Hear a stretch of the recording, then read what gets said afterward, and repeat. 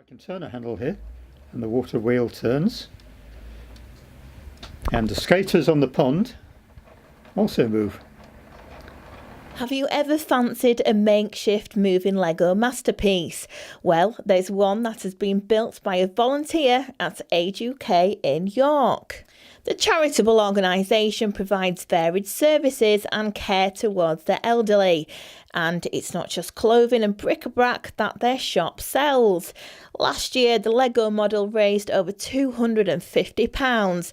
And this year, with the build being even bigger, the donation will go towards their winter warmth and Christmas cheer fund. People chip into that particular fund to help us with our winter activities, especially for instance if the weather were to become very cold, we can provide heaters for people and check that they're okay and so on and so forth. So people also donate things like their winter fuel payments if they don't feel they need it themselves. Then that goes into the same fund. So it all helps for us to check and look after people who might be cold. People like Roger, who's a volunteer, really truly valued volunteer within our shops, those volunteers do a huge amount to keep us ticking over because they're all basically helping us to raise money to pay for the services we provide. So we have volunteers doing all sorts of things across the charity, including visiting lonely older people, checking on people that we need to during the winter months, so on and so forth. But Roger and his team, they're actually selling donated goods and clothing in our shops, and that all gets put together to support the work that we do.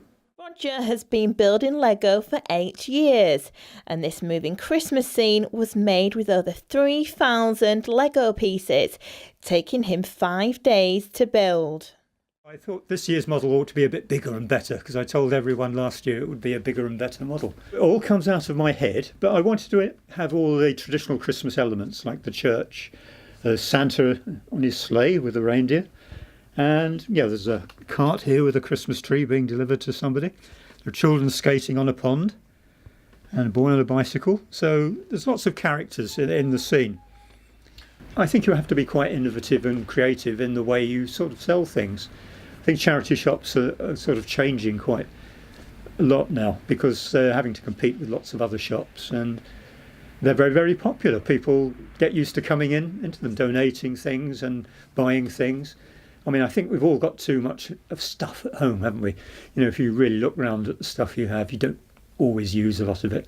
And rather than throw away, it's nice to recycle it and raise money for good causes. There are a lot of community projects which get funded, and it's nice to be part of that.